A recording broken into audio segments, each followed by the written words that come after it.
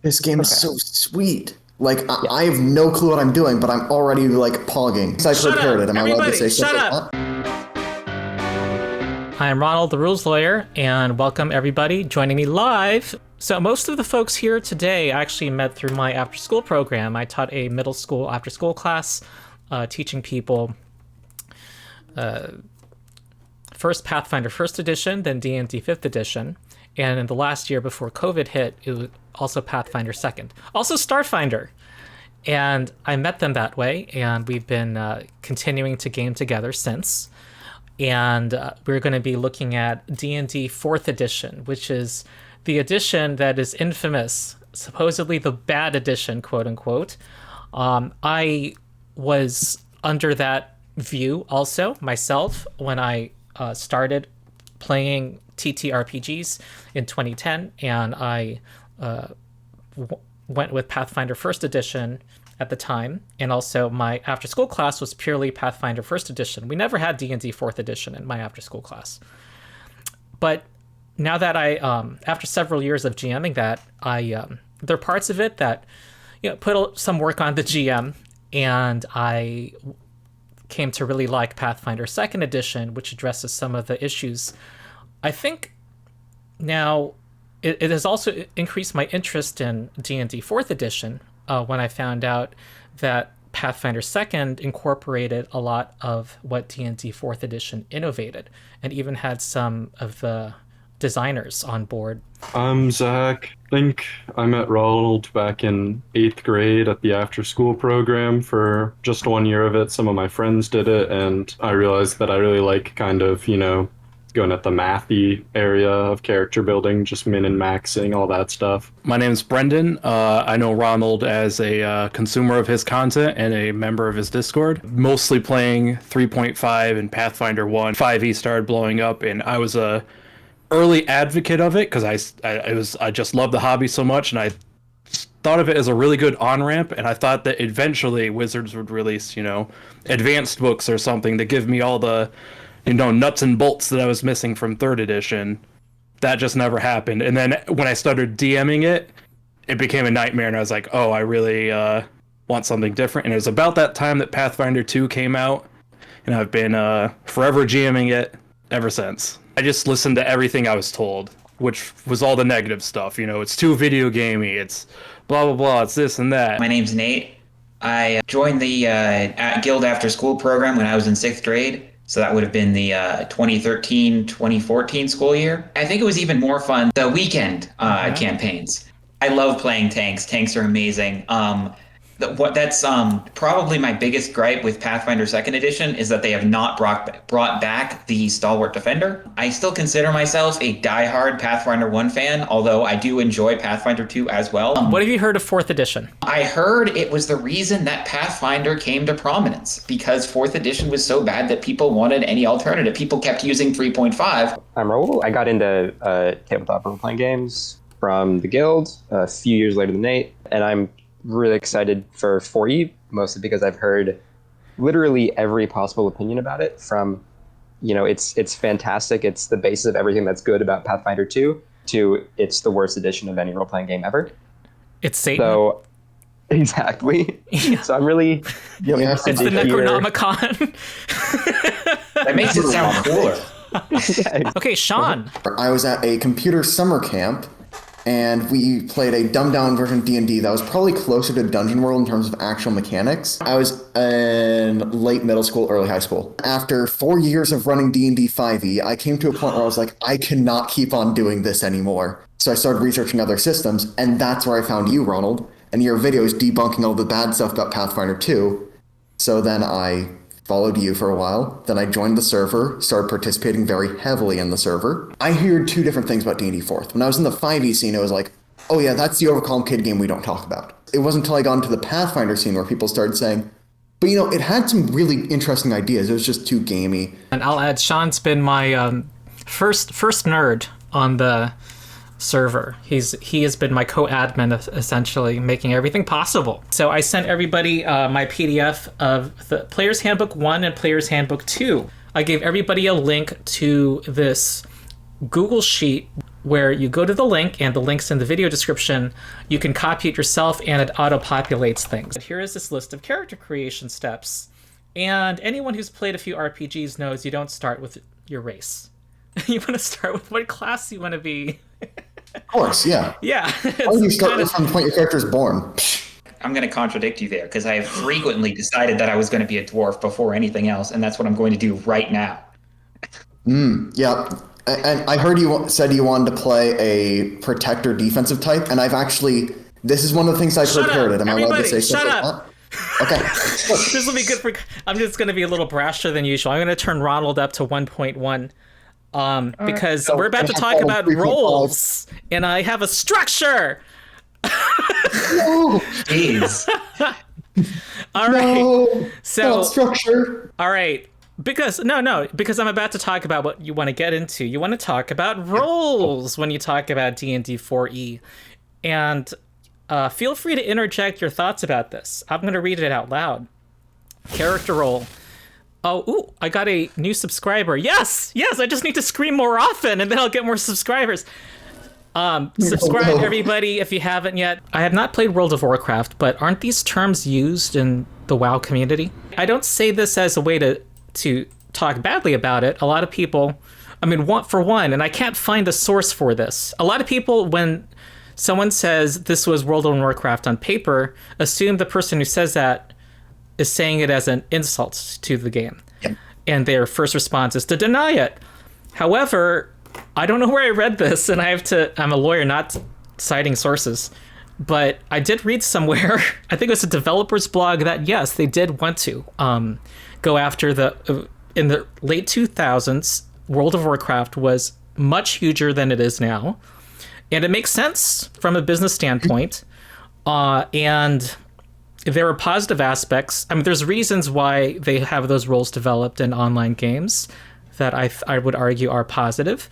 The main thrust in Pathfinder, both editions, is there isn't really a defensive aspect. It's mostly just kill the enemies before they kill you. Some design goals for this edition were to address some long-running complaints of 3rd edition. One of them was rocket tag, and another was marshals not having enough interesting choices in battle. Another is make the game viable into the mid and higher levels. And I think they're also trying to address ease of use. Yes, but that was another one. Streamlining some mechanics. again, In some of the promotional videos building up to 4th edition, there's this reenacting people playing the then current version of the game, and they're about to grapple. And then it makes fun of the grapple rules because it just shows the players looking through the books and stuff. Strikers specialize in dealing high amounts of damage to a single target at a time. Strikers rely on superior mobility, trickery, or magic to move around tough foes and single out the enemy they want to attack. All right, I'm opening the floor. Everybody. Me. Raul. I've played rogues in, I think, 2 different campaigns with Ronald, as well as many, many other times. I want to play the Warlord or Paladin, because the first thing I do is I try to build a warrior with a lot of utility to test a system. So I kind of want to fit into that leader role as some kind of warrior type. And people really, really love Warlord from the discussions I've seen. So I want to see what hubbub's about. I keep hearing that it's something to try in 4E if you try 4E. And also that the martial archetype in Pathfinder 2 kind of gets at that, but not quite. Yeah. I heard martial is diet warlord, and I'm like, ooh, but what's full warlord? I like the idea of being a bard, taking the leadership role, and perhaps going into control. Nate, they're saying you got to go warden. Yeah, people in chat are saying Warden is literally the tankiest tank that ever tanks in 4E. Warden is exactly what he wants. Okay. At first, I was thinking I would try out a marshal since they seem cool, but at the same time, I do play a caster almost every time. Wizard or something like that. Go controller. It seems like we need one, and I'm a caster at heart. Pathfinder 2E is a clear majority, not surprising given my usual audience. Should we set a light goal to the point where I have to sing something or something like that? That seems to work. How about a like goal to prevent you from singing? You're telling me Constitution isn't multiplied by level? in fourth edition. Yes. It's just a flat bonus. That is Constitution's already like swept under the rug. We need to I gotta be warned. disabuse some old things too. We'll go through the ability scores, but Constitution, the score is added to your hit points at level 1. It's more important for the number of healing surges you get per day, which is your endurance for encounters. We need one more person. There we go. End the poll. End it. Do it. 69 votes.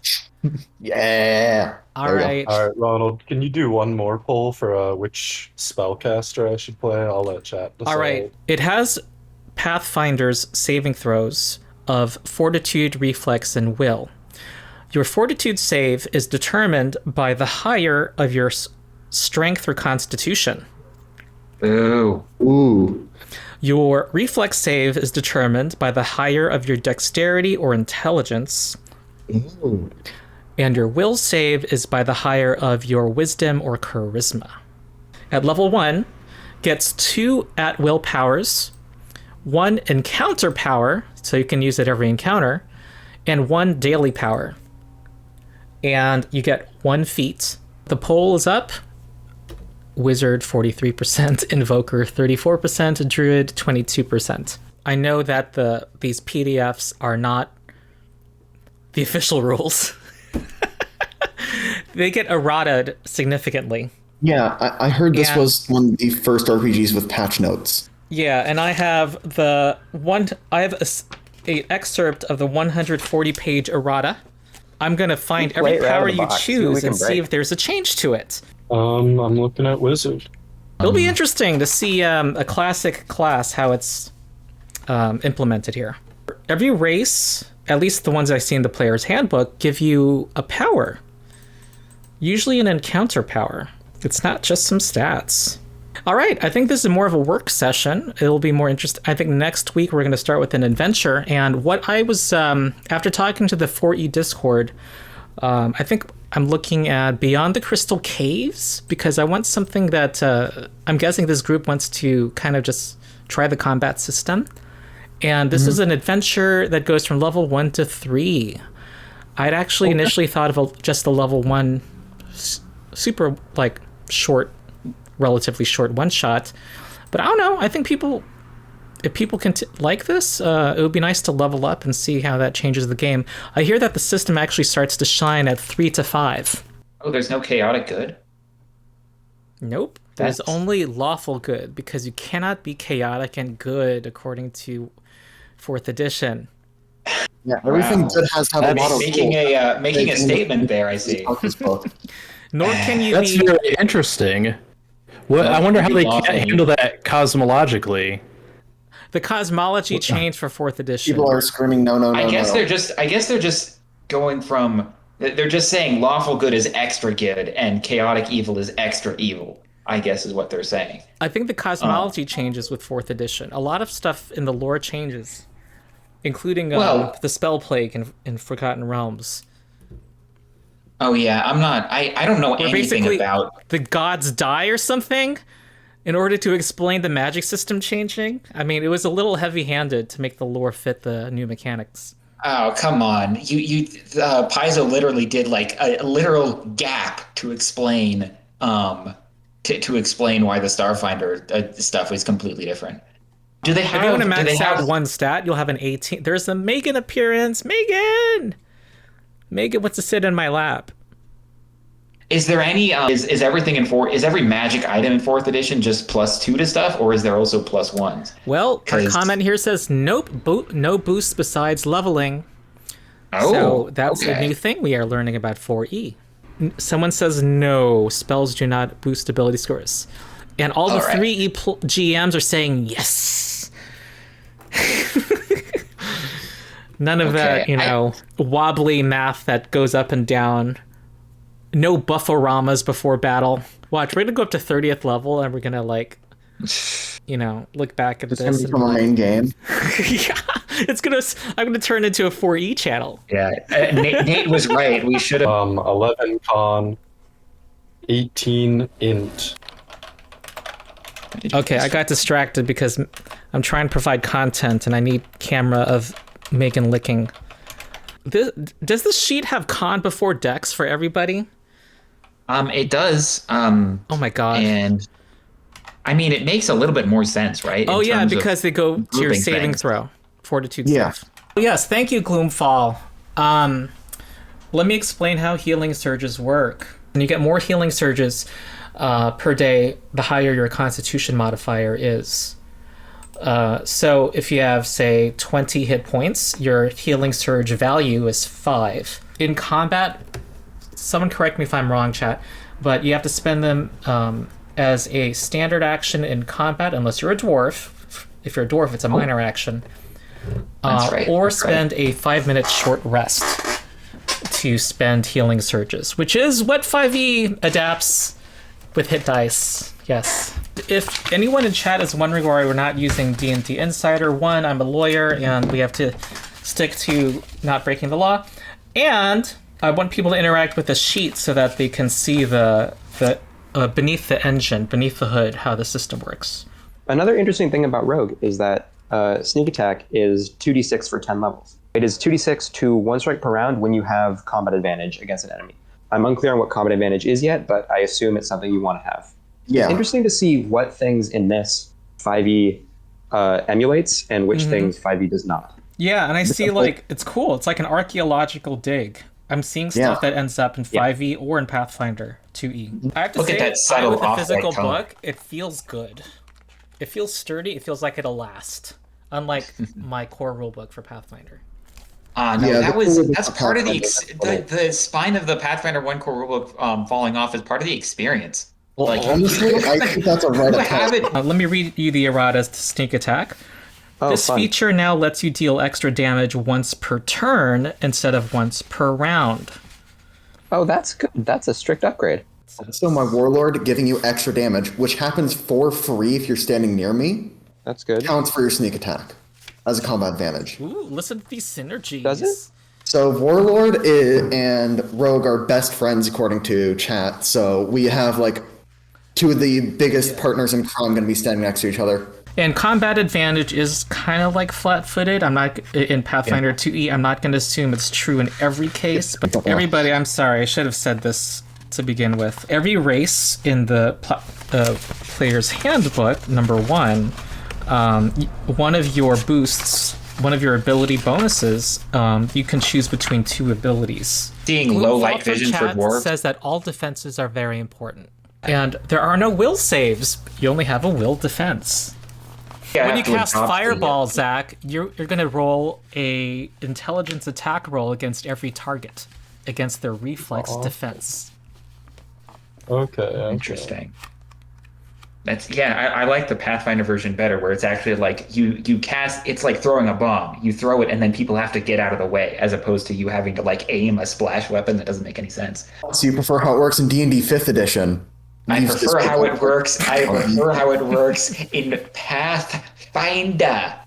James Dean, that's a very impressive name. I believe all defenses are targeted fairly equally by various monsters. And I item should just share called this an in the orb. video description eventually. But yeah, the errata can be found on Google. I know some of my players are resourceful and will find a way to use the character builder, which also produce nice, snazzy PDFs. But I wanted people to engage with some of the mechanics, like learn how hit points are calculated and stuff like that. They have not limited the number of types of bonuses as much as Pathfinder 2. I noticed that there's racial bonuses, item bonuses, power bonuses, feat bonuses. Smells like Pathfinder 1. Wisdom and charisma, either of them could help your will save. I really like that because charisma is kind of like often described as your force of will, your force of personality. So I kind of Yeah. like that it contributes to a save. Yeah, and your I kinda like intelligence is all taking the- care of your reflex save, Zach. Just so you know. Wow. I mean, if this is correct, it looks like in theory you could have full plate armor and still have like a high dex bonus to, like, it looks like the ability bonus to your AC isn't actually affected by what type of armor you wear, which is awesome. If you're proficient with a weapon, that number in the first column is added to your attack bonus. So some things Whoa. are going to be more accurate than the others. Oh, I see. Also, reach weapons, you can only do opportunity attacks if they are leaving a square adjacent to you, even if you have a reach weapon. What? Yep. Weapon group is huge for 4E. Okay. Witness our Pathfinder brains being blown. I want to stick to these 2 books for level 1, and then we can open it up after if we're still playing. I need streaming tools. I need we can have a mind blown thing on the screen whenever it's like, this is not Pathfinder anymore. Having skill points that you spend in the way that they are done in 3rd edition is something that is very cumbersome outside of a video game. I'm hearing Pathfinder 1 slander because Pathfinder 1 uses skill ranks, so I must disagree with your opinion, whatever it is. Nate's Discord handle, folks, is PF1 is better. And it's something that I violently disagree with. So we fight to the death regularly, but we both live at the end of it, so it's fine. If you can't break it, it's just a game. When you do break it, it becomes an art. Marked is a condition. Oh, here it is. This is literally the base ability. Nature's Wrath. Everyone just has it. Once during each of your turns, you can mark each adjacent enemy as a free action. This mark lasts until the end. Oh my God, that's insane. Okay, thank you for bringing that up. And what Mark does is if they attack anybody that is not you, they have a -2 penalty. How do What they I'd like attack us to do opportunity actually is work? to share like what our base class abilities are. I think that'd be fun. Font of Life. At the start of your turn, you can make a saving throw against one effect that a save can end. So I like well, this you just get 2 because saves per turn, basically. I really like this because I hate being incapacitated as a character. It's like, especially in the Pathfinder 1 sessions where a single round could take like a half an hour. I'm gonna say I like this idea as a class feature because I'm not familiar with that in Pathfinder 2E, where you get basically a bonus chance to ward off effects at the start of your turn. And every enemy that you marked gets an additional penalty to attacks. So anyway, your second wind is more second windy. One thing we're going to see in 4E too, and I'm looking forward to this, is that the monsters have battle rolls. So there's things that are like skirmishers. There's going to be a single solo that's designed to be a solo boss, and we'll see how that's implemented. And there's also something that 5e players who played 4e miss called minions, which give a lot, kind of pepper the battlefield with enemies that fall to 1 hit. But we'll see. Ooh, daily powers. I got Flaming Sphere, so some damage, and Sleep. You get a second? Yeah, you get two daily powers, but you can only cast one of them a day. I just know to. It's nod to Vancian casting. I'm reading Warlord, and I see why people say this class should come back. Like, I get it now. I am now a Warlord stan. Ooh, Warlord okay. is every game. Every game is worse for not having Warlord in it. This could be the birth of new content where Ronald talks about what Pathfinder should take from 4E. We'll see. Honestly, we need a Warlord class. Gloomfall says Marshall is not even Diet Warlord. It's honestly, less than Diet Warlord. Warlord is so exciting to me. It is like sugar-free diet. In Pathfinder 2nd, and that honestly, I might start needing to bully Paizo and give me context, Maybe I could be an influencer and say release the Warlord now, and then we'll have we'll Warlord. If they make Warlord as an int/charisma thing, depending on subclass like Psychic, that'd be so exciting. Cool. No, seriously, there's some mechanics people miss in Pathfinder. You can borrow them from 4E, and it's implemented. I'd like to ask the chat: is it okay if I just take toughness and durable and just go full on tank feats and not go for the extra damage stuff? Because I have an itch to do that. And I feel like I'm going to do, unless I get strong opposition, I feel like I'm just going to go. I'm reading my Warlord ability. I'm taking all damage Warlord abilities. You're fine. Okay. We also have Raoul, our striker. Yeah, and Raoul's the striker, and I'm taking stuff guys, hyper synergize with the striker so as a support character. So sometimes a solo boss or a monster is going to get new abilities when they're bloodied. Yeah, that's interesting. Let's get when they're bloodied. Knights of Last Call. Yeah, I don't know if that's Derek or not, but Knights of Last Call is another Pathfinder creator, but says long live 4E in chat and gives a contribution. Derek's Thank you. here? Oh. I'm assuming it's Derek, but there's other people It's who probably run Derek. the account. It's Derek. Okay. He said in chat. Thank you, Yo. Derek. Okay, so I'm so far really enjoying 4E. Yeah, I'm liking it more and more. So that's I know really you good, talked about it quite a bit. Raul, for you to have elven accuracy as a striker. Yep.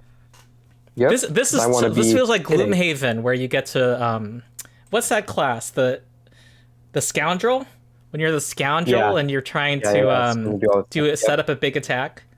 I am Yeah, no, getting it's some awesome. like Gloomhaven vibes from this game. Like I'm wondering if Gloomhaven actually also like looked in a little bit onto like the Yeah. mechanics here. Yeah, there is like a lot of 4E in Gloomhaven. It's really interesting. Yeah, I couldn't really tell you like specifically what the things are, but the vibes are very similar. Yeah. This game is Okay. so sweet. Like, I have no clue what I'm doing, but I'm already, like, pogging. It's great. First strike. So at the start of an encounter, I have combat advantage against any creatures that have not yet acted in that encounter. Ding ding ding. So- I should have had a ding ding for like, this is used in a later edition, but this is Pathfinder 2E.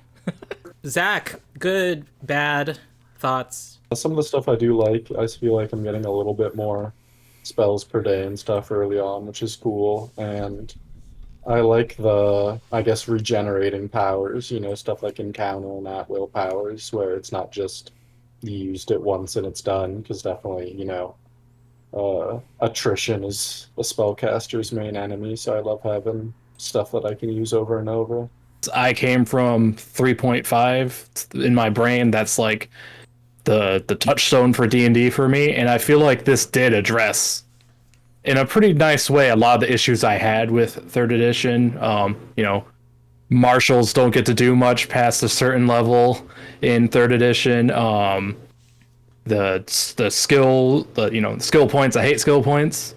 I like just saying it's trained, and I like the Pathfinder 2 proficiency levels a lot. But yeah, so far though, I feel like I missed out on something. I like the fact that there is a specific class you can take, the warden, that's like, and actually not just a class, but like the role in general of, it's not just, melee range caster healing.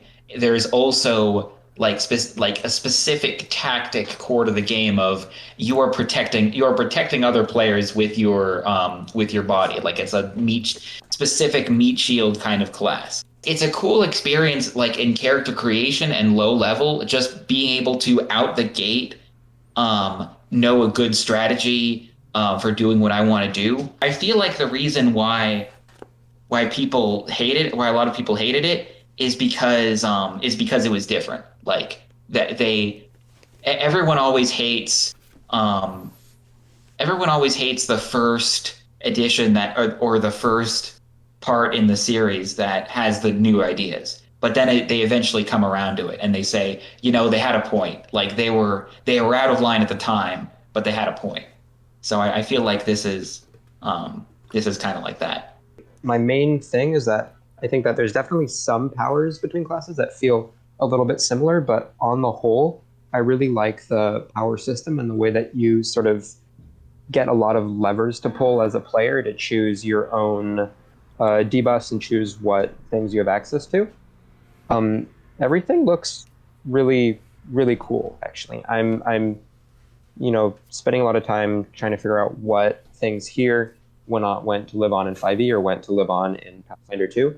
And I'm finding, a lot of little things that you can clearly see reflected that are effective in other editions and other games. Derek gives another contribution. By the way, they eventually errated sneak attack to once per turn, not per round. Good to consider since you have a warlord, and they grant extra attacks, says Derek. That is true. And I was planning on granting extra attacks anyway, just because, well, what if you miss? Yeah, and I can see it hasn't been in the one of the controversies about 1D&D right now is that the latest document last month removes doing sneak attack damage outside your turn. And I was, in my critique of it, I said, well, it felt like an unintended exploit in the rules. But looking at this now, I see there's a whole tradition to empowering the rogue outside the rogue's turn. And also they had opportunity attacks and could sneak attack then. It's just that it doesn't scale like 5e has this aggressive scaling of sneak attack where they kind of feel like they have to rein it in, where you get to plus 10d6 at higher levels. But Anyway, I digress. You know, one of the comments that got me kind of first being like, oh, I gotta try 4E was someone commenting on Pathfinder 2E who liked Pathfinder 2E, who said that 4E did more with movement. And I'm just thinking about these powers we've read that's where you can slide somebody. So if you can slide somebody to within Raoul's reach, and they really want to get at the wizard, so they're going to have to move away from Raoul, then Raoul gets another attack. So that's just another thing. Let people have bonuses that they can do their thing and keep people locked down. This is such an interesting game. Yeah. Like already. This Warlord, what it reminds me of, which is actually a 5e character, which I know what it sounds like, but I was playing an Order Cleric, and Order Cleric has this thing where if you cast a spell on an ally, they can then use their reaction to attack. And we had a rogue in the party, so I was already abusing sneak attack on their turn, you know? And I'm getting like all the good memories of like those decisions I made and like that strategizing between players like already. So that's my big takeaway currently with 4E, is that it lets me have that type of moment, but in an engine that is actually designed to support it and balanced around it. So I really, really appreciate that from a game system. And now at this point in my venturing career as a gamer, I like systems that do one thing very well, and I am seeing what 4E does very well. So I am very, very appreciative of it, even if it does not turn out to be one of my games of choice. I like that you can do more interesting things. All classes, marshals and casters, can do something that's not basic once per fight. I do think, though, it's a bit gamey to be able to do something only once per encounter and once a day, which means that and they released this system where you have cards. They're called, it was a product that they sold where you had cards, and your at-wills were different colors from your encounter powers and your dailies, and you kind of played them. It was designed to be played. It just feels a little step removed from the fantasy in the fight. It's fun at a mechanical level, and I like the teamwork we're seeing and the synergies. But that particular part, I feel, is going to be was, for those who did give it a shot, was something a little, combined with the other changes, was a bit off-putting to people. Anyway, I was pleasantly surprised, though, by some of the things that I was seeing in the powers, and I'm really looking forward to the first, seeing how some of these combat encounters play out. Okay, for everyone who wants to continue following, first, if you haven't subscribed to this channel, and it's going to be on my side channel, however, the Discord Community Rules Lawyer channel, and the link to that is in the video description. And also, this conversation will continue on my Discord server in the D&D 4E public chat, where you can interact with all of us. I am thinking of next Wednesday, I'll start running Beyond the Crystal. I don't even know the full name. Beyond the Crystal something. I chose that because I wanted to do something in the Encounters series, something that was later in 4E's life, where I'm told that the encounter math was improved. Something more combat focused, so that we can engage with that more. And going past first level, so I can see some of the leveling up. I'm personally looking forward to what I hear that it shines levels 3 to 5. It starts to shine. We'll see. I feel like this is going to be very different from how Pathfinder 2nd does team synergy. So I'm very interested. Yeah. Okay, I'm about to stop the stream, but those in the call, stay on. I need to tell you something. So, okay. All right. Goodbye, everybody. Thanks for giving me good advice. Yeah, and thanks for helping the players. Really appreciate it. And we'll continue to need your help, as your GM will need your help as I have the rules questions running. Okay, cool. See y'all later. Okay, bye. Bye, chat. All right. That's Megan.